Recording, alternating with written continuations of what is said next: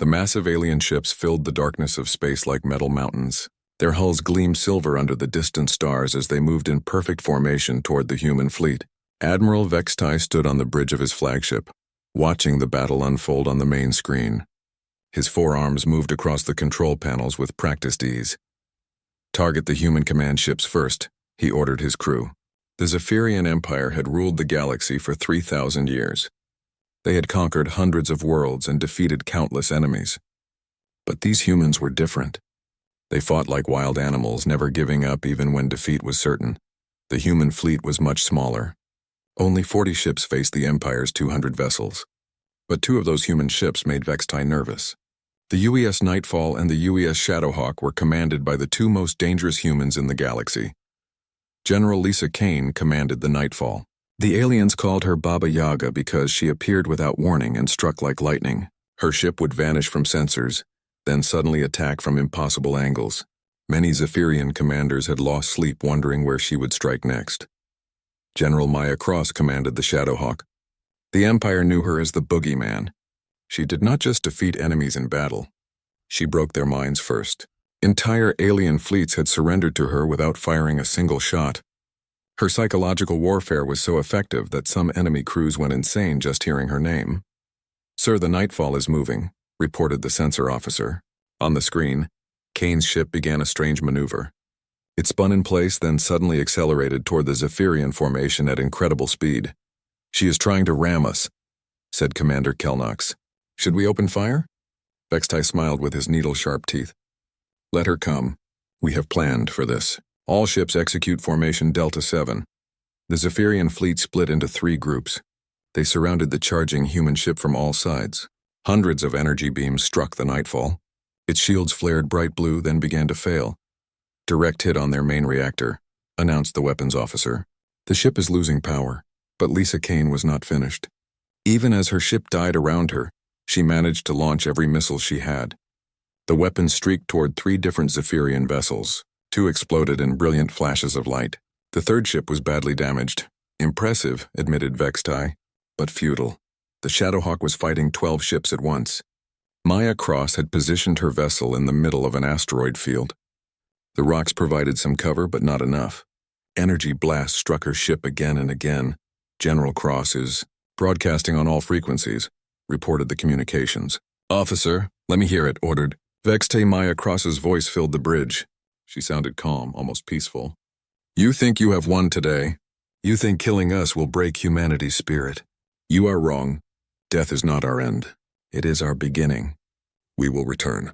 We will haunt your dreams. We will be the shadows that follow you into the dark." The transmission cut off as the Shadowhawk exploded in a ball of fire. Vextai stared at the empty space where the human ships had been. 2 small pieces of debris were all that remained of the galaxy's most feared human commanders. He should have felt victory. Instead, he felt a strange chill. "Record this battle," he told his crew. "Send the footage to every human world. Let them see what happens to those who resist the Empire." On Earth, President Jake Murphy sat in his office watching the transmission. The walls were covered with pictures of his family and old friends. One photo showed him as a young man standing next to a girl with short brown hair and bright green eyes. That girl had grown up to become General Lisa Kane.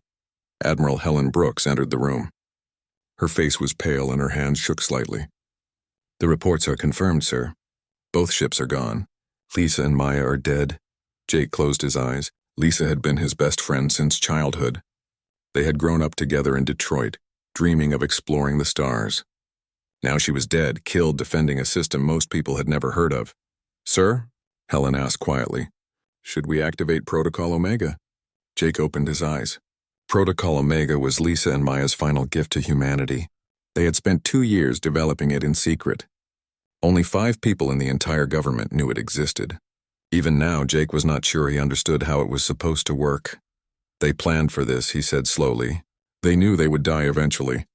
The question is whether their plan will actually work." Helen nodded. "Lisa always said that sometimes you have to lose a battle to win a war. Maybe this is what she meant." Jake stood up and walked to the window. Outside, he could see the lights of the city. Millions of people went about their daily lives, not knowing that humanity's greatest defenders were gone. Soon the news would spread. People would be afraid. The Empire would think victory was within reach. But Jake knew something the Empire did not. Lisa Kane and Maya Cross had not just been generals. They had been planners. They had studied their enemies for years, learning their fears and weaknesses. They had discovered something important about the Zephyrian Empire. The aliens were not just afraid of losing battles. They were terrified of the supernatural. Their culture was filled with stories of the dead returning to seek revenge. Lisa and Maya had built their entire final strategy around that fear. "Activate Protocol Omega," Jake said finally. "Let's see if two dead generals can win a war." Helen saluted and left the room. Jake remained at the window thinking about his old friend. Lisa had always been clever. Even as a child, she could convince other kids to do whatever she wanted. She understood people in a way that few others did. Now she was gone, but her plan was just beginning. Across the galaxy, Zephyrian commanders celebrated their victory. They sent messages to their families telling them the war would soon be over. They planned victory parades and prepared for the final assault on Earth. None of them noticed the small human ships that had been watching the battle from a safe distance. These vessels carried no weapons. Instead, they held something far more dangerous. They carried the memory of two dead generals and the promise of revenge. The Empire had killed Baba Yaga and the Boogeyman. Soon they would learn that some enemies become more dangerous after they die. 3 months had passed since the great victory. Captain Rick Stone of the Zephyrian Intelligence Corps was having the worst week of his career. His desk was covered with reports that made no sense. Supply ships were disappearing. Military bases were being attacked by invisible enemies. Soldiers were having nightmares about dead human generals. "Sir, we have another incident," said Lieutenant Tara Vex as she entered his office. Her purple skin was darker than usual, a sign of stress among their species. Rick looked up from the files. "Where this time?" "Sector 7. A convoy of 12 transport ships was carrying food supplies to the Kepler station. They never arrived. Search teams found the ships drifting in space. All the cargo was gone, but the crews were alive." "That is good news, at least." Tara shook her head. "Not really, sir. The crews are all in medical facilities now. They keep talking about seeing the two dead human generals walking through their ships. The doctors say they are having shared hallucinations." Rick felt a familiar chill. This was the 15th such incident in the past month. Something was happening, but he could not figure out what. The Empire's greatest minds were stumped. "Show me the security footage," he said. Tara activated the holographic display. The images showed empty corridors aboard the transport ships. Nothing seemed wrong. Then suddenly explosions rocked the cargo holds. Important systems failed one by one. But the cameras never showed any attackers. "The strangest part," Tara continued, "is that the damage patterns match previous attacks by Generals Kane and Cross. Our computers analyzed the tactics. The probability of coincidence is less than 1%. Rick stared at the footage. Lisa Kane had been known for her ability to strike vital targets with minimal force. Maya Cross specialized in psychological warfare that left enemies confused and helpless. Both tactics were evident in these mysterious attacks, but they are dead, Rick said. "We saw their ships explode. We recorded everything." "Yes, sir. That is what makes this so disturbing." On the human colony world of New Haven, Paul Carter was cleaning out his sister's apartment. Jenny had been a communications officer aboard General Kane's ship. She died when the Nightfall was destroyed. Paul missed her terribly. She had been the only family he had left. He was packing her clothes when he found something strange. Hidden behind a loose panel in her bedroom wall was a small device he did not recognize. It looked like a standard data pad, but it was heavier than normal. Strange symbols covered its surface. Paul was an engineer. He understood technology better than most people. But this device was beyond anything he had seen before. When he touched the screen, it came to life. A message appeared in Jenny's handwriting. "Paul, if you are reading this, it means I am dead and our plan is working. General Kane and General Cross prepared for this day. We knew the Empire would eventually kill us, but we also knew how to make our deaths into weapons. This device contains everything you need to know. Find Admiral Brooks on Earth, give this to her. Tell her the ghosts are walking." Paul's hands shook as he read the message. His sister had known she was going to die. More than that, she had been part of some secret plan. He looked at the device again. It felt warm in his hands, almost alive. He made his decision. Earth was 3 weeks away by commercial transport. But this message seemed important enough to risk the journey. The Empire controlled most of the space lanes. but civilian ships could still travel with proper permits. Back on the Zephyrian flagship, Admiral Kexmore was having trouble sleeping. For the past week, his crew had been reporting strange incidents. Security cameras would malfunction at random times. Important files would disappear from computer systems. Some soldiers claimed to see human figures in the corridors late at night. "It is just stress," his medical officer had explained. "The crew is tired from months of combat. Their minds are playing tricks on them." But Kexmore was not convinced. He had fought humans for 5 years. He knew they were clever and resourceful. The fact that their greatest generals were dead did not mean the war was over. His thoughts were interrupted by an alarm. Red lights flashed throughout the ship. Emergency broadcasts echoed in the corridors. "All hands to battle stations. We have intruders aboard the ship." Kexmore rushed to the bridge. His crew was in chaos. Officers ran back and forth, checking systems and shouting orders. "Report," he demanded. "Sir, someone has accessed our main computer core," said his chief of security. "They downloaded classified battle plans and personnel files. But our sensors show no unauthorized lifeforms aboard the ship." "That is impossible." "Yes, sir. But it happened. The access codes used belonged to General Maya Cross." The bridge fell silent. Maya Cross had been dead for 3 months. Her access codes should have been automatically deleted from all Zephyrian systems. "Check the recordings," ordered Kexmore. The security footage showed empty corridors throughout the time of the intrusion. No humans were visible anywhere on the ship. Yet somehow someone had walked through multiple security checkpoints and accessed the most protected areas of the vessel. "Sir," whispered the communications officer, "there is something else. We are receiving a transmission on General Cross's old frequency. Put it on speakers." Maya Cross's voice filled the bridge.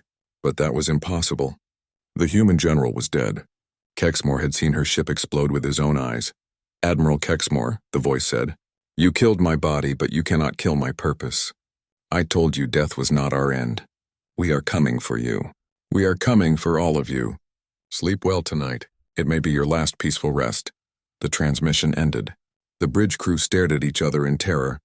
Their species had ancient legends about the spirits of the dead seeking revenge. Most Zephyrians claimed they did not believe such stories, but hearing the voice of a dead enemy made those old fears return. "It is a trick," Kexmore said firmly. "The humans are using recorded messages and advanced technology to make us think their generals are alive. We will not be frightened by ghost stories." But even as he spoke, Kexmore felt doubt creeping into his mind. The attacks were becoming more frequent and more sophisticated. The psychological pressure was enormous. His own crew was starting to crack under the strain. On Earth, Paul Carter's ship approached the orbital defense stations. He had traveled for 3 weeks to deliver his sister's message. The device she had hidden was in his bag, still warm to the touch. He hoped Admiral Brooks would understand what it meant. As his ship docked, Paul wondered about his sister's final words. "Tell her the ghosts are walking." At the time, it had seemed like the ravings of a dying mind. Now, after hearing news reports about mysterious attacks across the galaxy, Paul was beginning to understand. Jenny and the other officers under General Kane had not just died in battle. They had become part of something larger. Their deaths were not the end of their service. They were the beginning of a new kind of warfare. The Empire thought they had won by killing 2 human generals, but they had only succeeded in creating 2 very dangerous ghosts. And those ghosts were just getting started. Dr. Lisa Vance had spent 2 years as a prisoner of the Zephyrian Empire. They had captured her during a raid on the human research station where she worked. Instead of killing her, they forced her to study human psychology for their military intelligence division.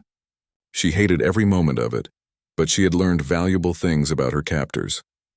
The Zephyrians were not as different from humans as they pretended to be. They had fears, doubts, and superstitions just like any other species. Their ancient culture was filled with stories about the dead returning to punish the living. Most modern Zephyrians claimed they did not believe such tales. But Lisa had seen how they reacted when those old fears were awakened. Now she sat in her small cell, listening to the guards talk about the mysterious attacks happening across the Empire. Their voices were filled with worry and confusion. "Perfect. The dead generals struck again last night," one guard said to another. "They hit 3 supply depots simultaneously." "How is that possible?" "The locations were thousands of light years apart." My cousin serves on Admiral Zelkar's flagship, replied the other guard. He says the crew is talking about seeing General Cross walking through the corridors. She had burn marks on her face, just like in the final transmission from her ship. Lisa smiled to herself. She had helped design the psychological warfare protocols that Generals Kane and Cross had developed. The plan was working perfectly. The Empire's own propaganda broadcasts had spread images of the dead generals across every world. Now those images were being used against them. The genius of the plan was its simplicity. The attacks were real, carried out by human special forces using advanced stealth technology, but the psychological impact was amplified by the Zephyrians' cultural fears. Every unexplained incident became proof that the dead generals had returned for revenge. On Earth, Colonel Danny Ross stood before 40 of humanity's best soldiers. These men and women had volunteered for the most dangerous mission in human history. They would become the ghosts that haunted the Empire's nightmares. You have all studied the files, Danny said. You know how Generals Kane and Cross fought. You know their tactics and their methods. Your job is to become them. When the enemy sees you, they should believe they are facing the dead returned to life. The soldiers wore special suits that could bend light around them, making them nearly invisible. Advanced holographic projectors could create realistic images of the dead generals. Quantum communication devices allowed them to coordinate attacks across impossible distances. But the most important weapon was knowledge. Kane and Cross had spent years studying individual Zephyrian commanders. They knew their fears, their weaknesses, and their personal histories. This information was now being used to create targeted psychological attacks. Captain Alex Ward raised his hand. Sir, what if the enemy figures out it is just technology and tactics? What if they stop believing in the ghosts? Danny smiled grimly. That is the beauty of the plan. The more they try to rationalize what is happening, the more frightened they become. Their own intelligence officers are going insane trying to explain the attacks. Fear spreads faster than facts. Lieutenant Betty Shaw studied the mission files on her datapad. She had served under General Kane for 3 years before the general's death. She knew Kane's fighting style better than almost anyone. Her job was to lead a team that would recreate Kane's most famous battles. Remember, she told her squad, General Kane never just attacked targets. She attacked minds. Every operation was designed to make the enemy doubt themselves. We are not just soldiers. We are actors in a play that will drive our enemies insane. The first major operation began 3 days later. A Zephyrian supply convoy was traveling through the Vega system, carrying weapons to a forward base. Intelligence reports said the convoy commander was Captain Rixtal, a veteran officer who had fought General Kane twice before. Alex Ward's team approached the convoy using stealth ships that were invisible to enemy sensors. When they were close enough, they activated their holographic projectors. Suddenly, the image of General Kane appeared on every screen throughout the Zephyrian fleet. Captain Rixtal, the hologram said in Kane's recorded voice, You thought I was dead. You were wrong. I told you I would return. Now you will pay for your crimes against humanity. The effect was immediate. Rixtal began screaming orders at his crew. His ships broke formation and started firing at empty space. The convoy's coordination collapsed as panic spread through the fleet. Alex's team struck while the enemy was confused. They disabled the convoy's escorts and boarded the supply ships. Within an hour, they had stolen all the weapons and disappeared back into space. The only evidence they left behind was a message burned into the hull of each ship. Baba Yaga remembers. Similar attacks were happening across the galaxy. Maya Cross's ghost appeared on Admiral Kexmore's flagship again, this time in his private quarters. Security footage showed his room was empty, but Kexmore swore he saw her standing at the foot of his bed, smiling with her burned face. The psychological pressure was becoming unbearable for many Zephyrian commanders. Some began requesting transfers to safer positions. Others started drinking heavily or taking drugs to help them sleep. A few suffered complete mental breakdowns and had to be hospitalized. Admiral Vextai called an emergency meeting of the High Command. The Empire's top military leaders gathered on the capital world to discuss the crisis. The mood in the conference room was grim. Gentlemen, Vextai began, we are facing an unprecedented situation. Enemy attacks have increased by 300% in the past month. Our supply lines are being disrupted. Morale is collapsing throughout the fleet. General Mortex, the Empire's chief strategist, spoke up. The attacks show clear tactical signatures matching the dead human generals. But that is impossible. We saw their ships destroyed. We have the wreckage. Perhaps we were wrong, suggested Admiral Korvan. Perhaps they escaped somehow. Our sensors could have been fooled. Vextai shook his head. I watched those ships explode myself. Kane and Cross are dead, but somehow their tactics are being used against us with perfect precision. The truth was that human intelligence had been planning for this moment for years. Every major Zephyrian commander had been studied and analyzed. Their psychological profiles were complete down to the smallest detail. The ghosts knew exactly how to frighten each target. Dr. Lisa Vance was transferred to a high-security facility after the guards became convinced she was somehow communicating with the dead generals. They placed her in solitary confinement and monitored her every movement. But they were too late. She had already passed crucial information to human agents through a network of sympathetic prisoners. The information included detailed maps of Zephyrian military installations, security codes, and personal data about key commanders. This intelligence was being used to make the ghost attacks even more effective. On the human colony world of New Haven, Paul Carter met with Admiral Helen Brooks in secret. He had delivered his sister's device as requested. Helen studied the information it contained with growing amazement. Your sister and her fellow officers created something incredible, Helen told Paul. They developed a way to continue fighting even after death. Not literally, of course, but they created a system that uses advanced technology and psychological warfare to simulate supernatural revenge. Paul looked at the device that had belonged to his sister. So the ghosts are not real? Helen smiled sadly. The technology is real. The tactics are real. The fear they are causing is real. In every way that matters, Generals Kane and Cross are still fighting. They may be dead, but their war continues. Across the galaxy, Zephyrian commanders began to understand that they were facing something unprecedented. This was not just military action. It was psychological terrorism on a massive scale. The dead generals had become symbols of humanity's refusal to surrender.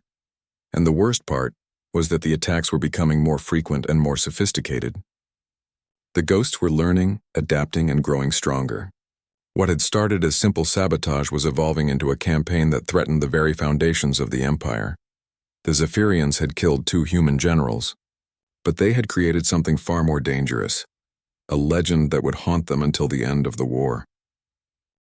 General Betty Shaw stood in the command center of Hidden Base 7, deep in the asteroid belt between Mars and Jupiter. The facility was invisible to enemy sensors, protected by advanced stealth technology and surrounded by natural cosmic debris. From here, she coordinated the most effective psychological warfare campaign in human history. 6 months had passed since the deaths of Generals Kane and Cross. In that time, their ghosts had become the Empire's greatest fear. Zephyrian military reports spoke of entire battle groups refusing to enter human space. Some commanders had requested immediate transfer to distant sectors. Others had suffered nervous breakdowns and were no longer fit for duty. Status report, Betty asked her intelligence officer. Lieutenant Craig Davis. The psychological impact is exceeding all projections, Craig replied. Yesterday, Admiral Molkar's fleet received deployment orders to attack the human colony at Proxima Centauri. 3 of his 5 ship captains refused to obey. They claimed their vessels were haunted by dead humans seeking revenge. Betty nodded with satisfaction. Lisa Kane had been her mentor and closest friend. Seeing the Empire terrorized by Lisa's memory brought her a grim joy, but this was more than personal revenge. This was about winning a war that humanity could not afford to lose. The ghost operations had grown far beyond their original scope. What started as simple sabotage missions had evolved into complex psychological campaigns. Each attack was carefully planned to reinforce the supernatural mythology surrounding the dead generals. Show me the latest footage, Betty ordered. The main screen displayed security recordings from a Zephyrian supply depot. The timestamp showed the attack had happened just 12 hours ago. At first, the corridors appeared empty. Then suddenly, the image of General Maya Cross materialized in the center of the main hallway. The hologram was perfect. It showed Cross exactly as she appeared in her final transmission, with burn marks on her face and her uniform torn from battle damage. She walked slowly down the corridor, her boots making no sound on the metal floor. When Zephyrian guards tried to shoot her, their weapons passed harmlessly through her body. The psychological effect was immediate, Craig explained. The depot's commander ordered a full evacuation. They abandoned millions of credits worth of supplies rather than face what they believed was a vengeful ghost.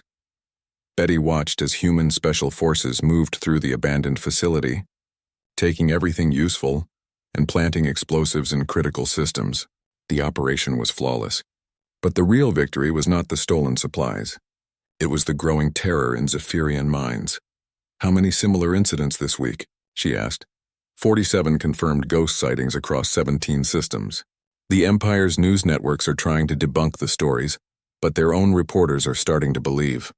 3 Zephyrian journalists have requested assignment to other sectors, rather than investigate the supernatural attacks.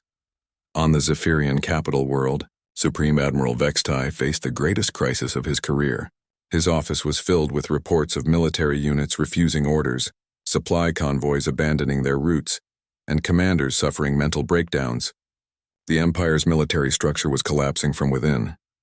"This is impossible," he told his aide, Colonel Necrin. "Dead beings cannot command fleets or plan attacks. There must be a rational explanation." Necrin looked uncomfortable. "Sir, our scientists have examined all available evidence. The attacks show tactical signatures that perfectly match Generals Kane and Cross. The precision is beyond what any human could achieve through normal planning." "You are suggesting these ghosts are real?" "I am suggesting that something is happening that we do not understand. Our troops are terrified. Many refuse to fight humans anymore. They believe the dead generals can strike anywhere, anytime, without warning." Vextai slammed his fist on the desk. "Fear is a weapon that can be countered. We need to prove these ghosts are fake. If we can expose the human deception, our troops will regain their courage." He activated his personal communication system and called General Zexran, commander of the Empire's Special Investigations Unit. If anyone could solve this mystery, it would be him. "General, I have a priority mission for you. I want you to recover the wreckage of the human ships Nightfall and Shadowhawk.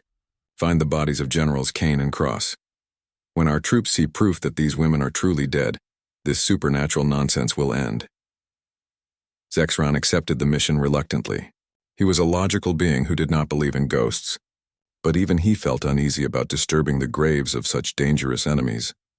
Meanwhile, in a secret facility on Earth, Dr. Susan Blake worked on the most advanced holographic systems ever created. She had been part of the team that developed the ghost projection technology. Her job was to make the supernatural illusions as realistic as possible. "The key is in the details," she explained to her assistant, Dr. Mark Roberts. "The Zephyrians must believe they are seeing actual spirits. That means the holograms need to show signs of their deaths. Burn marks, torn clothing, pale skin. Every image must remind them that these generals died violently." Mark studied the projection equipment. "How do we make the ghosts appear so suddenly?" "The enemy security systems should detect our approach." Susan smiled. "That is the genius of quantum entanglement technology. We can project the images from anywhere in the galaxy instantly. By the time enemy sensors detect the transmission, the ghost has already appeared and delivered its message." The technology was based on principles that Lisa Kane and Maya Cross had helped develop during their secret research projects. They had known that their deaths were likely, so they created weapons that would continue fighting after they were gone. Captain Alex Ward prepared for the most dangerous mission of his career. Intelligence reports indicated that General Zexran was leading a recovery expedition to the battle site, where Kane and Cross had died. Alex's job was to intercept that expedition and ensure that certain evidence was never found. His team consisted of 12 elite soldiers, all veterans of previous ghost operations. They had studied the wreckage site extensively and knew exactly what the Zephyrians were looking for. More importantly, they knew what secrets had to be protected. "Remember," Alex told his squad, "our primary objective is to prevent the enemy from recovering the black boxes from the Nightfall and Shadowhawk. Those devices contain information that could expose our entire operation." The black boxes were special military computers that recorded everything during a battle. If the Zephyrians examined them, they would discover that Kane and Cross had been implementing a carefully planned deception strategy. The psychological warfare campaign would be revealed as advanced technology rather than supernatural revenge. But the boxes contained something else even more valuable. They held complete psychological profiles of every major Zephyrian commander, compiled over years of careful study. This information was what made the ghost attacks so effective. The human teams knew exactly how to frighten each target. The battle at the wreckage site was brief but intense. Alex's team used their stealth technology to approach Zexran's ships without being detected. When they struck, it appeared that the ghosts themselves were defending their graves. Holographic images of Cain and Cross appeared throughout the Zephyrian fleet. They spoke directly to individual commanders, mentioning personal details that no living human should know. The psychological impact was devastating. General Zexran, Maya Cross's ghost said, appearing on his bridge. You have come to disturb our rest. That was a mistake. We know about your daughter on the home world. We know about your secret fears. Leave this place or join us in death. Zexran tried to maintain his composure, but his crew was panicking. Several officers fled their posts. Others began firing wildly at empty air. The orderly recovery mission became chaos in minutes. While the Zephyrians were distracted by the supernatural assault, Alex's team infiltrated the wreckage and recovered the crucial black boxes. They also planted false evidence that would support the ghost mythology. When Zexran's expedition finally regained control, they found exactly what the humans wanted them to find. The investigation concluded that Cain and Cross had indeed died in the battle. But it also discovered strange energy readings that could not be explained by conventional science. The official report suggested that some unknown force was protecting the burial site of the human generals. Back on the Zephyrian capital, Vextai read Zexran's report with growing frustration. Instead of disproving the ghost stories, the investigation had made them more credible. Now even his most rational officers were beginning to believe in supernatural revenge. The psychological campaign was succeeding beyond the original planner's wildest dreams. The Empire's military was paralyzed by fear. Supply lines were disrupted. Morale was collapsing at every level of command, but the humans were not finished. Betty Shaw had been implementing Lisa Kane's final strategic plan, a campaign designed to destroy the Empire from within through pure psychological pressure. The ghost attacks were just the beginning. The next phase would target the Empire's civilian population. If the military could be terrorized by stories of vengeful spirits, what would happen when those same stories reached ordinary citizens? The Empire. The end came faster than anyone expected. Major Steve Phillips stood on the bridge of the human cruiser Liberation, watching the largest Zephyrian fleet in history approach Earth's solar system. But something was wrong. The enemy ships were not in battle formation. They were scattered, disorganized, and many were broadcasting surrender signals. "Sir, we are receiving multiple transmissions from the enemy fleet," reported Communications Officer Lisa Hoffman. "Most of them are requesting permission to surrender. They claim their ships are haunted by the dead human generals." Steve could hardly believe what he was hearing. 6 months ago, this same fleet had seemed unstoppable. The Zephyrian Empire had controlled half the galaxy for 3,000 years. Now their greatest military force was falling apart because of ghost stories. "Put me through to Admiral Vextai's flagship," Steve ordered. The main screen flickered to life, showing the bridge of the enemy command ship. Admiral Vextai looked terrible. His usually perfect uniform was wrinkled. His 4 eyes were bloodshot from lack of sleep. Behind him, his crew moved nervously, jumping at every small sound. "Admiral," Steve said formally, "I am Major Phillips of the Terran Defense Force. Do you wish to discuss surrender terms?" Vextai's laugh was bitter and hollow. "Surrender? You think this is about military defeat? Your dead generals have driven my fleet insane. Half my commanders refuse to leave their quarters. The other half see ghosts in every shadow." "The generals died 6 months ago," Steve replied. "Whatever you are experiencing must have some other explanation." "Must it?" Vextai asked. "Then explain this." He activated a recording device. The screen showed security footage from his own ship taken just hours earlier. The corridor was empty at first. Then General Lisa Kane materialized in the middle of the hallway. She was exactly as she appeared in her final battle. Wounded, burned, but still defiant. She walked directly toward the camera, her green eyes blazing with anger. "Admiral Vextai," the ghostly figure said, "you killed my body, but you only made me stronger. I know your fears. I know your secrets. I know you ordered the bombardment of the civilian shelter on New Geneva. Those children cry for justice. Tonight, I will give it to them." The recording ended with Kane's image fading away like smoke. Steve watched in amazement. The holographic technology was perfect. Even knowing it was fake, the image was terrifying. Your ghosts appeared on 47 ships simultaneously last night, Vextai continued. They spoke to individual crew members by name. They knew personal details that no human intelligence could have gathered. My soldiers are convinced that your dead seek revenge from beyond the grave. What Vextai did not know was that General Betty Shaw was watching this conversation from her hidden command center. She and her team had spent months preparing for this moment. Every Zephyrian officer in the fleet had been studied and analyzed. Their psychological profiles were complete down to the smallest detail. The ghost appearances were carefully coordinated using quantum communication technology. Human Special Forces teams had infiltrated the enemy fleet using advanced stealth systems.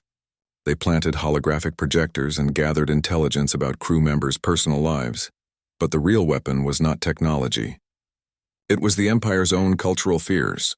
The Zephyrians had ancient beliefs about the spirits of the dead seeking revenge. Modern education had made most of them claim they did not believe such stories. But when faced with seemingly supernatural events, those old terrors returned with devastating force. Sir, Betty's intelligence officer reported, civilian news networks throughout the Empire are broadcasting the ghost stories. Public panic is spreading to 17 major worlds. Some planets are demanding immediate withdrawal from human space. Betty nodded with grim satisfaction. This was exactly what Lisa Kane and Maya Cross had planned. They had studied the Empire's society for years, learning its weaknesses and pressure points. They discovered that Zephyrian civilization was more fragile than it appeared. On Earth, President Jake Murphy and Admiral Helen Brooks prepared for the final phase of the operation. They stood in the presidential bunker surrounded by communication equipment that could reach every human world in the galaxy. Are you ready for this? Helen asked. Jake looked at the prepared speech on his desk. It had been written by Lisa Kane herself, years before her death. She had predicted this moment with uncanny accuracy. Lisa always said the war would end not with battles but with words, Jake replied. Let's see if she was right. He activated the transmission system. Across the galaxy, every human communication network carried his signal. More importantly, the message was also broadcast on Zephyrian frequencies. Both sides would hear what he had to say. Citizens of Earth and all human worlds, Jake began. Today marks the end of our war with the Zephyrian Empire.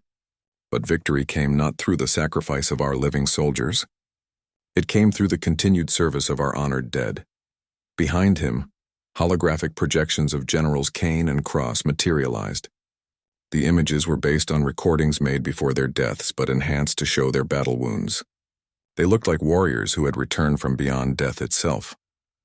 6 months ago, these brave women gave their lives defending humanity. Jake continued.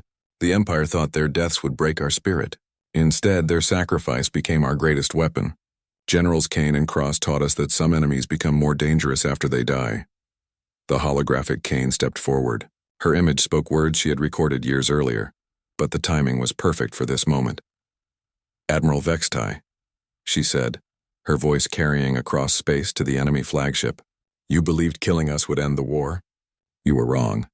Death is not our weakness. It is our strength. We have shown you that humanity will never surrender. We will fight you from beyond the grave if necessary. Maya Cross's ghost appeared next to her fellow general. We offer you one chance for peace. Withdraw your forces from human space. End this war. Return to your own worlds and leave us alone. This is not a negotiation. It is the final warning from the dead. The psychological effect was immediate and devastating. Across the Zephyrian fleet, crew members fell to their knees in terror. Some believed they were witnessing actual supernatural events. Others understood it was advanced technology, but were overwhelmed by the psychological pressure. Admiral Vextai stared at the ghostly images on his screen. He was a rational being who did not believe in spirits, but he could no longer deny what he was seeing. Whether real or artificial, these ghosts had destroyed his empire's will to fight. Attention all Zephyrian forces, he announced on the fleet communication system. This is Admiral Vextai. I hereby order the immediate cessation of all military operations against humanity. All ships are to return to home space. The war is over. The Empire's surrender was not signed on any battlefield. It was not negotiated in conference rooms or forced by military defeat. It came because an entire civilization had been terrorized by the memory of 2 dead women. Dr. Lisa Vance was released from her prison cell 3 days later. She had spent 2 years in captivity, forced to study human psychology for her captors. Now she walked free as human ships landed on Zephyrian worlds to accept formal surrender documents. "How did you know?" she asked Admiral Helen Brooks. "How did Generals Kane and Cross predict this would work?" Helen smiled sadly. They understood something that the Empire never learned. Military strength is not just about weapons and ships. It is about the will to fight. They found a way to break that will using the enemy's own fears against them. On the former battlefield where Kane and Cross had died, a memorial was erected. It showed 2 figures standing together looking out toward the stars. The inscription read, "In memory of Generals Lisa Kane and Maya Cross, who proved that death is not the end of duty." Paul Carter visited the memorial with his nephew, Jenny's son. The boy was too young to understand the full story, but he listened as his uncle explained how his mother had helped save humanity. "Were they really ghosts, Uncle Paul?" the boy asked. Paul thought about the question carefully. They were memories that became weapons. They were legends that won a war. Whether they were real ghosts does not matter. What matters is that they never stopped fighting for us. The Zephyrian Empire withdrew to their home territories and never again threatened human space. Their military was restructured, their government reformed, and their society forever changed by the memory of 2 dead generals who had refused to stay dead. Generals Lisa Kane and Maya Cross were buried with full military honors on Earth. Their funeral was attended by millions of people from across the galaxy, but their true monument was not made of stone or metal. It was the free worlds they had saved through their sacrifice. Betty Shaw, now promoted to general herself, spoke at the ceremony. "They taught us that courage is not about being unafraid. It is about continuing to fight even when death seems certain. They showed us that sometimes you must lose everything to win everything." Years later, when historians studied the war, they called it the first conflict won entirely through psychological warfare. Military academies taught courses on the ghost campaigns. Scientists analyzed the technology that made the supernatural illusions possible. But for the people who lived through it, the important truth was simpler.